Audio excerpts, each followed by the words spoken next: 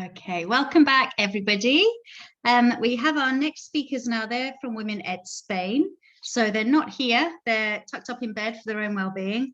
But we've got 3 speakers for the price of 1, they told us. So we have Kyra Kellawan. She's the Futures Lead at BSB Barcelona. She's Women Ed Regional Lead for Spain. And we have Annelouise Jordan. She's a deputy head and she lives in Madrid, Spain as well, and is working there. And she's also a regional network leader for Women Ed. And we have Mercedes Hernandez Estrada. She's the head of an international school in Madrid and the regional lead as well of Women Ed Spain. They really wanted to talk to us about building support networks outside of school. To explain the first chat a little bit, Kyra talks quite a bit about PLN. If you're not sure what that is, that's Professional Learning Networks. This features quite a lot with Twitter. So she gives a lot of Twitter handles and hashtags to help you build your professional network.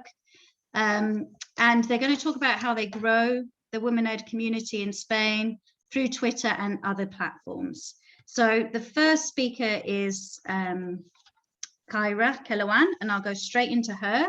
So I'm going to share my screen. I'm a little bit early, but I think it should be okay. Right, so.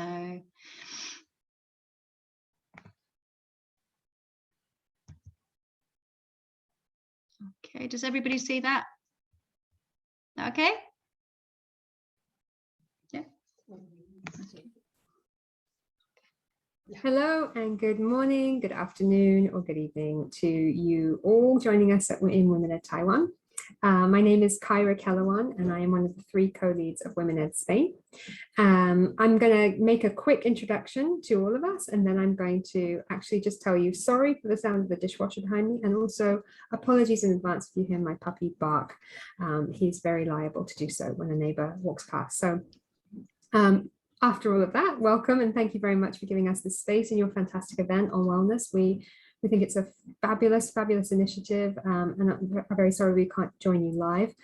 Although for our own wellness, we need the sleep. It would have been at 6 a.m. or 5 a.m. I think for us here in Spain to join you live. So this is why we wanted to connect with you remotely and send you this video. And then also, I'll share my screen in a moment, we have some ideas as to how we can keep the conversation going online. So this is the 3 of us who you'll all hear from individually. Sorry, I skipped forward there. You'll all hear from Mercedes, you'll hear from Annelouise, and of course I will kick things off. So one of the things that we thought about when we thought about the question, okay, how do you actually go forth and build a professional learning network, is that it would make sense that we stay connected so that this is not just, you know, us throwing a few ideas out at you, but that you feel you can connect with us on Twitter and connect with each other as well. So we have created the hashtag WomenEdPLN, Professional Learning Network, of course, and we'd love for you to connect with us once you have watched this, once you've digested this weekend at some point over the next few days. You can always tweet at us with our hashtag or also connect with us individually and direct message us if you have any questions.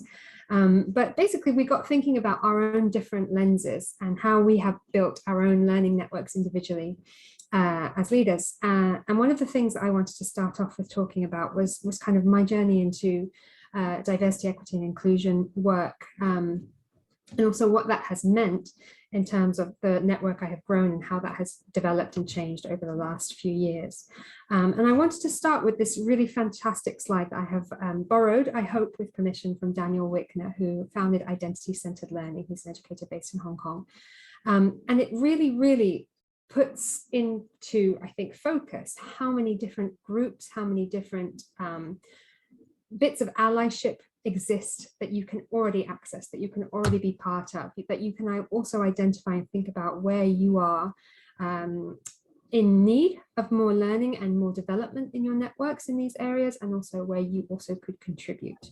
So I think, and I hope when you look at the slide, you'll see that we're trying to move the conversation from just being about student-centered, which is obviously, of course, our #1 priority as educators, but to also think about identity as a whole and identity in a school and what we bring into that ourselves as educators, so that our community as a whole feels empowered to come to work or come to school with our whole selves. And I think, this is a really great way at a glance of seeing just how many communities you may already be a part of, or how you may be able to contribute, and also where your learning needs work. So for me, I know that I have much more work to do in learning about many of these areas, but it's meant that I can be intentional about how I try and grow my network and how I can try and connect with information that I know I'm lacking. So I think most of us can sort of, identify a few that maybe have become key or have become more important, or have been given more time, let's say, not important, that's the wrong word, but have been given more time for our learning over the last few years. And one of those that stands out is anti-racist learning and anti-racist teaching. Of course, that's come to the fore in many, many different school settings, especially after George Floyd's murder and everything that was going on during 2020 in America. But, that has been a conversation in some schools for many, many years, and has amazing people leading the work for much longer than it has been, let's say, populist. So what can we do in order to make sure that we are connecting with people who have been leading the conversation or leading the charge, the call for changes from a much further back perspective? And I think, some of that work is about doing research. Some of that work is also about going to other meetings and connecting with educators who are bringing in, their work in terms of what they've read, researched, in terms of changes that they've brought into practice at their own school, so that you have case studies, so that you have real things in order to work with to make changes in your own setting.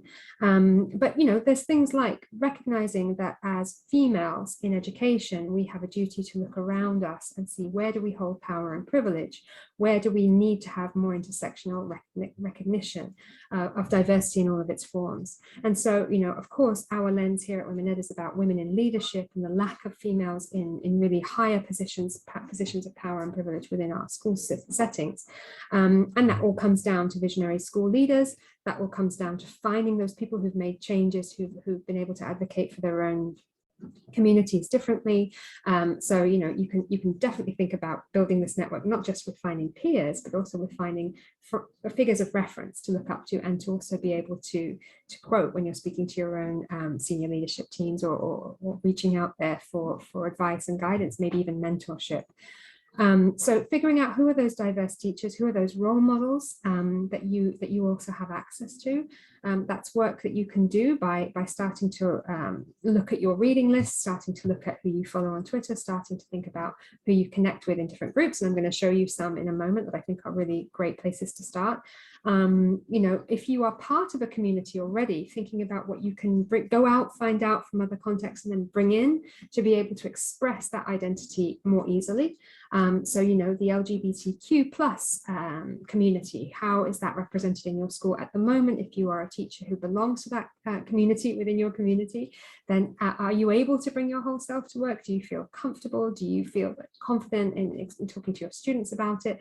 All of these things are parts to consider when we think about our professional learning, and how that will eventually play out in terms of how students feel about themselves and how they express their vision out there in the world, right? So some ideas there about different communities that really, I think we can all resonate with, and we can all think about how we belong and where we need some training or some teaching. I just wanted to mention a few sources or a few reference points that are really, really important to me in my work at the moment. So ECIS, I'll start with. ECIS is the Educational Collaborative for International Schools, and their chief executive is Cam Chohan. She's the first woman of color ever to hold her position. So she has been extremely intentional. She's one of those visionary leaders that has been really intentional in building a narrative of diversity and belonging, and really putting that into everything that they're doing across the board, into their conferences, into their publications, into their teaching, onto their website. They're training for school leaders, they're training for middle leaders. And there's a special interest group that has been formed for about a year and a half now, containing work by lots of different women at lots of different points in their career, and I am one of them.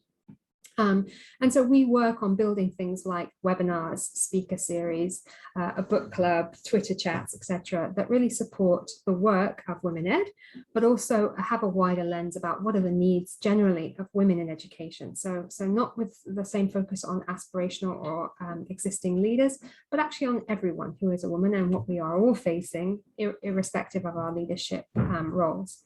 So that's definitely one to watch and one to connect with. You can connect with the whole SIG. You can follow us on Twitter. We have our own Twitter handle.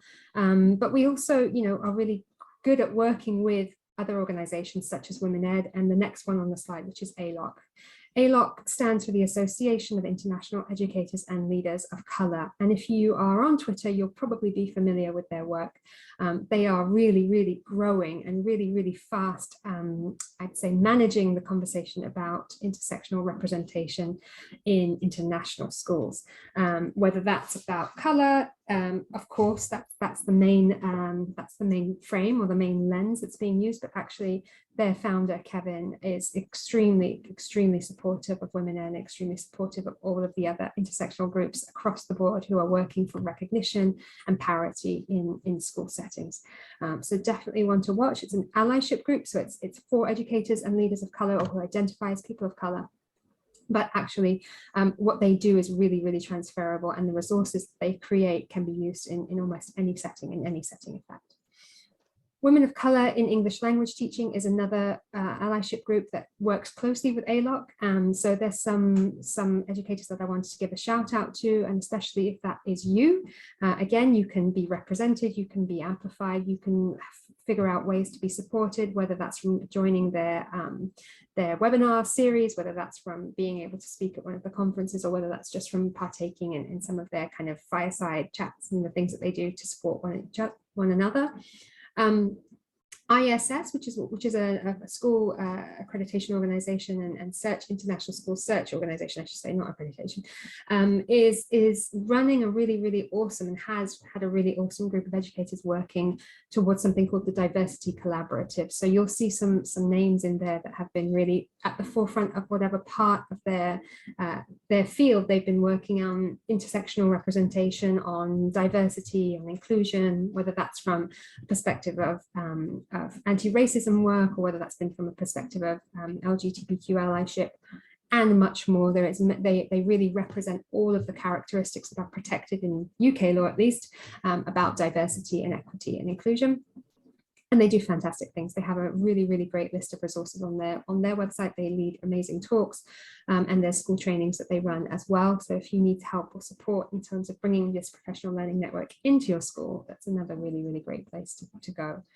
Allied is another allyship movement formed by Tricia Friedman, who's a really prominent, I'd say, spokeswoman, spokesperson for the LGBTQ movement in schools, and also for being able to support our LGBTQ plus students, as well as our staff, and creating safe spaces, creating really celebratory resources and language around the LGBTQ community. And she is an amazing force of nature. She's somebody who has a podcast, who has ready to go lesson plans out of the box. So we have really referenced her work on the ECIS website for the DIJ work that we've been doing there as well. Identity-centered learning, I've already mentioned, and you already know about Daniel, but do go along and follow him. And of course, you can then check in with all of those other communities that he aligns with and works with on different things. They are, all over the show, running trainings, webinars, etc. And it's really easy at the moment for people to connect online, because most trainings are online. And so that is a real opportunity COVID has brought us, whereas perhaps before we would not have been able to access a training for school educators based in Hong Kong. Well, now we can. And that's something that really bears thinking about. Where do I want to get my learning from? Who are the people that regionally are leading, and is there any reason why I can't take part? So I, just as we are doing today, this kind of cross section of training and development across time zones and across cultures is really helpful. And we're looking forward to figuring out how we can collaborate more. The last thing I wanted to say is just about following your passion. As a careers and a futures educator, and somebody who speaks to young people about university and beyond, and their lives and what they'll do for work. I'm a big advocate for finding your why. So, coming to work knowing why you are doing what you are doing, and also building your network knowing what your end game is or what your goal is, really is driven by your inner motivation. And, following your passion and figuring out, okay, who do I connect with? What matters to me? What do I want to bring into my classroom experience from my students? What do I want to learn as a human? before anything else, how do I feed myself and how do I feed my own interests? And I think that's really where this ties into the wellness part of what we've all been talking about today. So I felt like mentioning a few of mine because, you know, you can become an at-work self and you can become an at-home self, but actually the goal would be to bring both halves of us together to everything that you're doing. So the things that matter to you often lead the way and pave the way for you to build those really effective learning networks. Green Educators is one of the trainings I'm going to be going on next year from the green schools that started in Bali. Just talking about sustainability education for me is not enough. I really want a framework. I want connections, and I want to be able to make really big changes in the current organization I'm in, and also learn how to bring that into other contexts and other settings. So that's a training I'm going to be doing in the spring. I think about connecting to other educational movements or other voices calling for innovation and change, especially when it comes to transcripts and information about how we review students when they apply to universities. So some of the things that matter to me are things like an alternative transcript, of course, for an alternative transcript from the Mastery Transcript Consortium. I mentioned a couple of organizations here. So Learn Life is an alternative school based here in Barcelona, and they're doing really interesting work on kind of project-based learning, and also a curriculum which is much more free and much more tailored to the individual. So, you know, again, it's making a local network that has links to a more global concept of what education could be and how we think go forward into futures thinking about education. And then Pioneering Schools is a movement that several of those really great heads that I follow, people who I find their work inspiring, who I would, you know, always think about, wow, I could really work at their school one day, or I'd love to do that, or collaborate with them. That's a great place to start personally for me as to which schools are really leading the charge, really leading the change, and calling for innovation and adaptation to a 21st century context. So those were a few I wanted to throw at you. Of course, they might not resonate with you at all. So the main message here is make sure that your work is led by your heart and by what you feel is important to you, your values. And the rest will follow. You know, when you connect with people who have the same values or have similar outlooks, then those threads are made even stronger. So I'm going to leave you here with our Twitter handles for all three of us. At Lizzie84 is Annelouise. I am Kyra at Kyra_Kellawan, and at Mercedes. Hers is a little bit more complicated, but it's here on the screen, and you will definitely find her through following one of the others. So do make sure that you stay in touch and let us know what you thought. And, you know, we're really happy to be here with you and hopefully to collaborate more soon. Okay, hasta pronto desde España. Thank you.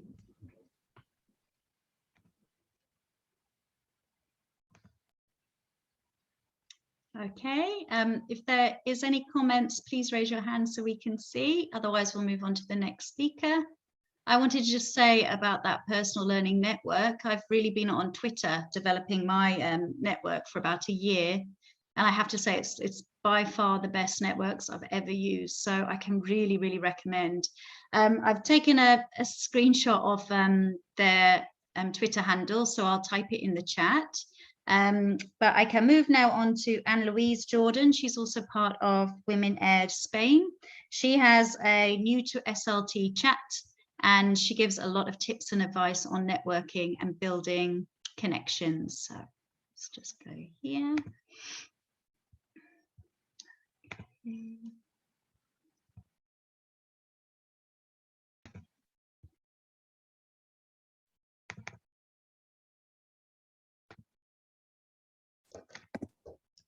Hello, Women Ed Taiwan. How are you all the way from Madrid? It's lovely to be here virtually, and I really hope that you're having a wonderful morning with all of the speakers that you've been listening to, feeling revived, regenerated, and ready to take on the next chapter for Women Ed Taiwan. So well done for organising it, and I hope that the next few weeks and months and even years, you guys go from strength to strength and inspiring each other to be wonderful women ed leaders. Well, I'll tell you a little bit about myself. My name is Annelouise Jordan, currently living in Madrid, and I'm from Glasgow. I'm a deputy head. I'm a special education needs coordinator. I'm a designated safeguarding lead, and I'm a music specialist. Oh, I'm also a year one teacher. So in terms of well-being. I have my well-being very, very much tested on a daily basis. But thanks to Women Ed, and we're talking about professional learning communities, I really couldn't have done it without them. So all the more reason to come together as a community. Just if it helps you, just keep yourself on a nice calm road, and if you're not, that you've always got someone to shout off to. So I'm going to just talk to you a little bit about what I do that's a little bit on the sideline of Women Ed. Just to sort of start you off, and what we've been thinking about as Women Ed Spain is what a professional learning community means to us. So what does it mean to me? Well, if you think about Women Ed by definition, it is all about connecting aspiring and existing women leaders in education. It's also a community that ensures that we provide a space for all females, for women leaders to raise their voice in education. So Women Ed's mission is to have more women leaders in education. So having more women in education that have that ability and space and path to get into leadership, because we know that we take up a lot of space as women in the education community, but our space is very limited the higher up that we go. So we know to achieve this that we need to remove the systemic and the organisational barriers to ensure that that progress is made. We need to empower each other. So professional learning networks is about that. It's about the space. So I say that word a lot because you need the space to grow. You need the space to grow individually. You need the space to grow as a group, as a community. You need the space to discuss. It's about having that space to discuss, to be present in, and important to me is the space to inhabit. You know, not just to move through, but you know, this is where I am, and I'm staying it. I'm staying there, and by inhabiting a space, we have our seat at the table. But not only that, we continue to ensure there's a space for someone else to inhabit as well. So it's not about us getting in there, sitting down and enjoying that space.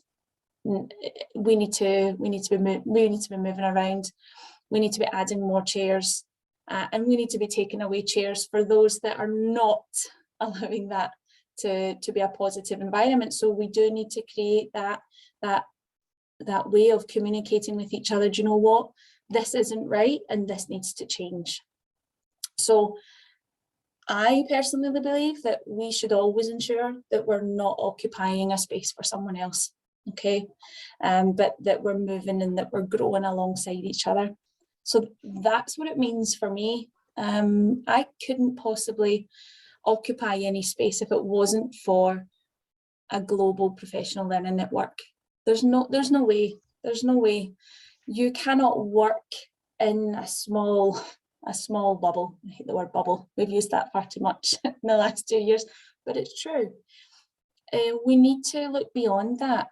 And by doing that, we learn from so many others, and that wouldn't be possible. And it wasn't possible for me 2 years ago. It really has exploded. The last 2 years for me have moved me out of the space that I was occupying. And now I'm able to occupy lots of different spaces. So the one particular space I want to talk about is that I work with is the weekly Twitter chat. You'll always either, I think, be in your bed at this point, probably 4 o'clock in the morning for you. So I'm really sorry, it's not that inclusive, but it's something that we'll need to, again, just keep changing and evolving as it goes. But currently, It's every week and it's called New to SLT Chat, and you'll find it with the @ symbol, so @ New to SLT Chat, all lowercase, and the hashtag is hashtag New to SLT Chat, and there's capital letters for the N, for the T, the SLT, and for the C. So that is every Sunday. And the aim of that chat is very much aligned to that of the Women Ed values of connection, support, about sharing with one another, and about, more importantly, having that connection. And I took it on about 1.5 years ago now, and there's a few of us that co-host it. And it is very values driven, very similar to Women Ed. And as I'm developing the themes every week, I'm making sure that I'm coming back to those 8 C's, as I am a Women Ed advocate, regional leader for here in Spain. I'm always making sure, is this chat, is this theme this week, is it coming within those 8 C's? Am I being clear about what I want people to get from this chat? Am I communicating with a wide range of people? Am I ensuring that people are having those connections? Am I retweeting? Am I putting people in touch with other people? Am I signposting? Am I instilling enough confidence in the people that are taking part? Am I making them feel confident that their opinion, that their comment is valid in this chat? Am I ensuring that there is collaboration amongst everyone that's involved? So for that half an hour, am I ensuring that that is, and it's allowing for a collaborative discussion? Is it promoting community? What I need to always make sure, and this is the one that, you know, I think we need to be very careful of, is that we're not creating discussions that will break that community feel. It really does need to be that we're bringing them together in a community, whether it's a community of leaders, aspiring leaders, females, people of colour. We need to make sure that that is a community that we're all part of, and that is education. Then I also need to ask myself, am I challenging enough? Am I going back to the barriers that we need to make sure we're breaking down? Am I challenging the system through this chat? Which it is about that, because with that challenge, then we start to move forward as a community. And then we change, which is the last of the 8 C's. We change what's broken. And if it's not broken, then we find the part that is, and we change that too. And so I think with the new to SLT chat every week, and bringing all of this together. And if I'm not doing any of this, then the theme doesn't happen, the theme doesn't take place. It's not worth it. It's you know, it's not going to do any of those things, and the theme will get changed. So like I said, it's a weekly event every Sunday. It's 7:30 UK time, so it's usually 8:30 for me, which is trying to get the time difference is always really crazy when I'm trying to schedule it. And as I said, it's organising themes. So there's 4 questions, and every sort of 6-7 minutes a new question goes out, and the question is around a theme. Now that theme may be supporting SLT at a time of a pandemic, lessons that we've learned as an education community because of the recent government guidelines that have come out, or how we've supported our community in terms of bubble closures and online learning. We've had themes around developing equity, diversity and inclusion, and what that means. So if that theme's come up quite a lot, and you know, that's a really important theme that we're there to encourage and to collaborate with others and to get ideas on how to ensure that it's done right. So with all of these values in mind, the theme is put out every week, and you know, it has been, and it's wonderful, and it would be great if it was just a more inclusive time-wise. And I think the next step for new to SLT Chat was to move that into a more global network, and whether that's through some kind of slow chat where, you know, people like yourselves over in Taiwan, that you can log on the next day and engage. So, you know, it's building that more globally, I think, is the next step for me.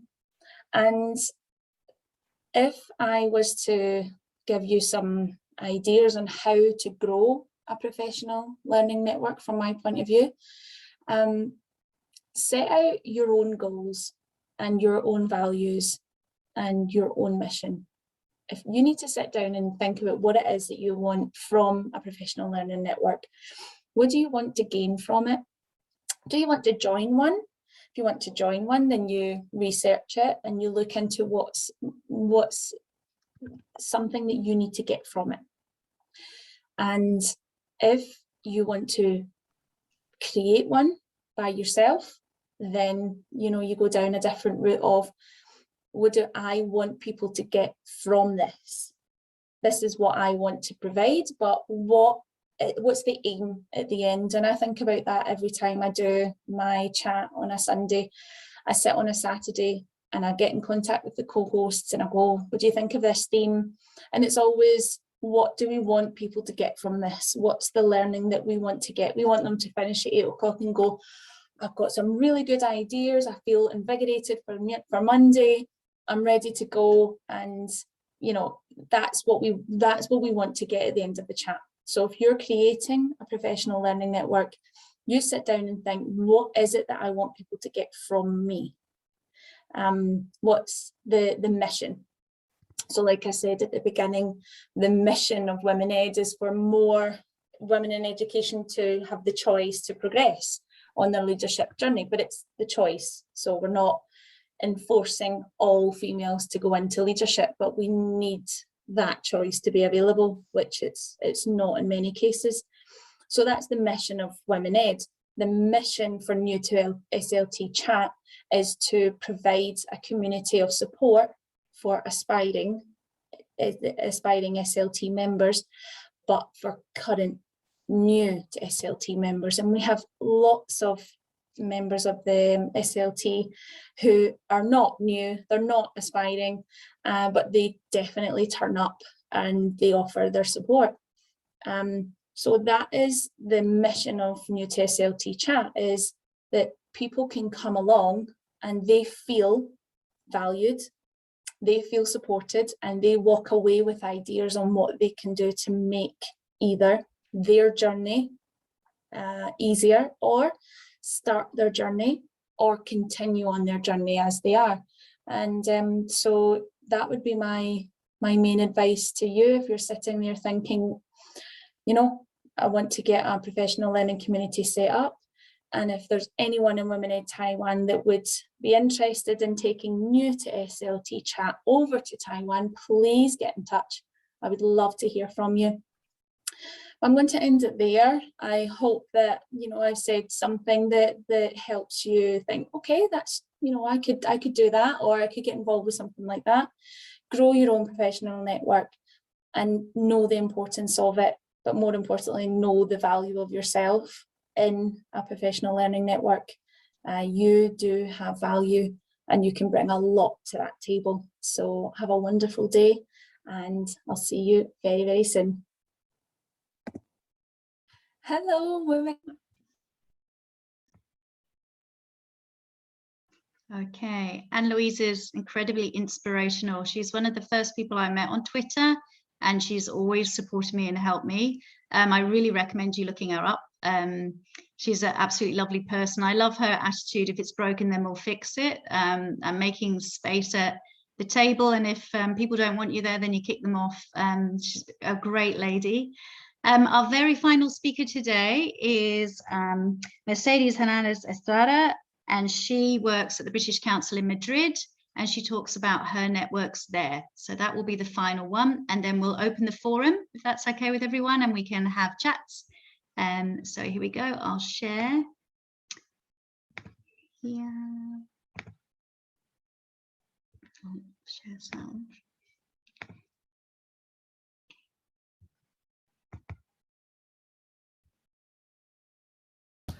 Good morning to everybody from Madrid. Okay, sorry I'm guys. Mercedes Hernandez, and Try again.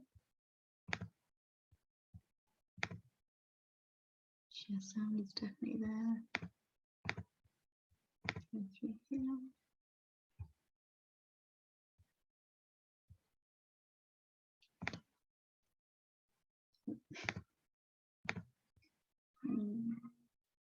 Technical problems, always the fun bit. Let's try her again. good morning to everybody from Madrid. Okay, this didn't happen before. We can see and hear it just fine, Jess. You can hear her. Yeah, we can hear her. I don't hear her. Okay, well, if you can hear her, that's okay, because I have listened to it. That's weird. I'm not on mute. Maybe I optimized for video clip. Okay. Right. Good Do you morning hear her? to everybody from Madrid. Yeah. I'm we Mercedes can hear Hernandez, and I'm a part of the Women Ed Madrid group. It is a pleasure and an honor to have been invited to participate in this event and to share some of the things that we do in Spain with our colleagues in Taiwan. I work at the British Council School I've been doing so for 3 years after working in the UK for almost 30. So I wanted to share with you some of my reflections and my experience of working collaboratively and using networks for professional learning, development and support. In particular, as I moved from working in a UK school to working in an international school in Spain. My experience in the UK had been one in which collaboration and networks were plenty.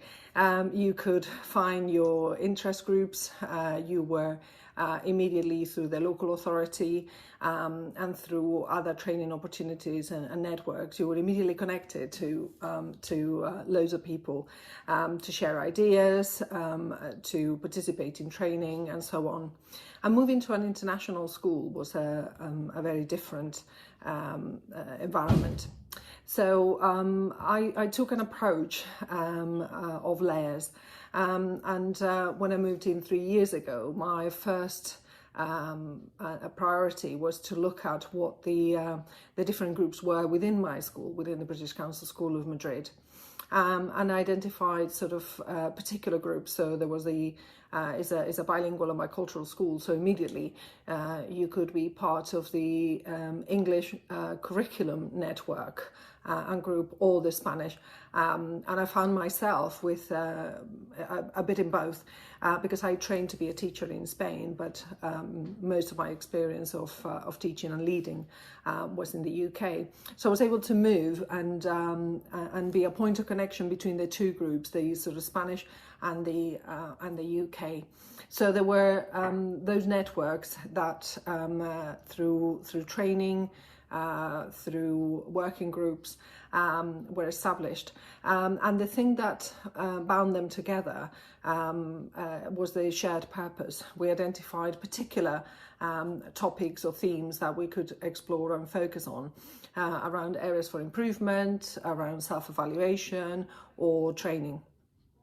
And that was the first layer, the core of the networks were within my own school.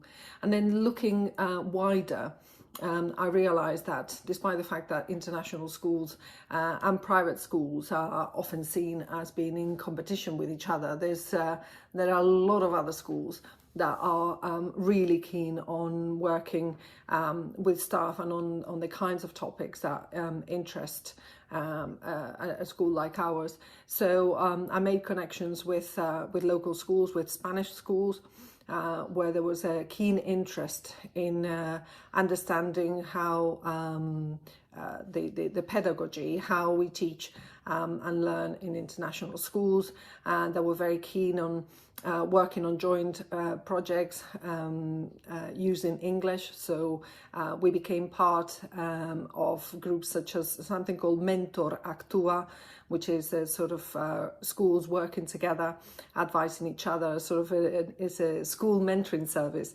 But one school mentors another and receives mentoring, so you identify the things that are your strength, and you share your strengths, and you also identify an area that you want to develop, and you learn from others. So we did that with Spanish schools, state schools. And then I'm very fortunate to be part of an organisation like the British Council. And within the British Council, there are a number of well-established platforms and groups and networks that you can choose to join. The British Council has presence in over 100 countries. And teams that cover a range of topics, well-being, safeguarding, assessment, a lot of them to do with the teaching of English, but with teaching in general, and with the culture and arts, so around drama, music, performance in many different ways. And one of the key areas of the British Council is EDI. So there was a lot around equality, diversity and inclusion, and you could be part of those groups simply by looking through the platforms and asking for your details to be added to distribution groups. So you could be receiving information about different events. You could be invited to participate in groups that were drilling into particular aspects of education policy and practice, and also into professional development. So there were those groups that you could then suggest getting more involved in. A particular interest of mine has always been the development of different assessment systems, and also around leadership. So I joined several groups, and through doing that I have met, virtually though, I have met colleagues from all over the world, and been able to learn and discuss topics from perspectives that I would have never thought. Those networks, which started with particular themes and angles, have now become connections. So I now know colleagues all over the globe. I can contact them with questions. I can pose questions to the groups, but I can also contact the individuals. And equally with that, I also make myself available to them if something crops up that they think will be interested, and they will be curious to find out how we do it in Spain, or what prior experience I may have of working on those areas in the UK. So in the end, my best advice on to how to create and sustain professional learning networks is to look at what already exists, and to show willing to participate, and start by observing and listening to see what people are doing before putting your bit into it, and maybe develop around your interests or your expertise, or your curiosity, what other groups you may be able to form. So in my case, having been involved in Women Ed in the UK when I was working there, coming to Spain, I realised that there wasn't an organisation like it. So just before the pandemic, in the day before the International Women's Day, on the 8th of March, before Spain locked down the week later, we launched Women Ed Spain, and is a network that is growing. the COVID restrictions have meant that face-to-face meetings have not happened, but we have continued to look at other ways of keeping in touch and of growing, not just out of Madrid, which is where I am based, but also in Barcelona, and of late also looking to have another centre working from Valencia. So the advice is look to see what there is, and then be creative, be brave, and set up your own collaborative group, and you will find that people are more than willing to join in, to participate, to share, and in the end to enrich everybody's lives and experiences through working together. So I wish you all well in Taiwan. I hope that today is a wonderful day, a day of learning, a day of reflection, and a day of meeting different people. And I look forward to hearing more about the successes of your schools and of each one of you individually. All the best and have a great day. Okay. Can everyone hear me okay? Yeah, we can hear you. Hi. I think I might stop the recording now. That's all right with everyone. So we've had our speakers. I'll just finish it off, just the recording. Okay, that's right. And say, yes, thank you to all the speakers that came today. It's been a great day. We're going to open up for an open forum next, and sometimes people don't really want that recorded. I completely understand. So I'm going to stop the recording for now.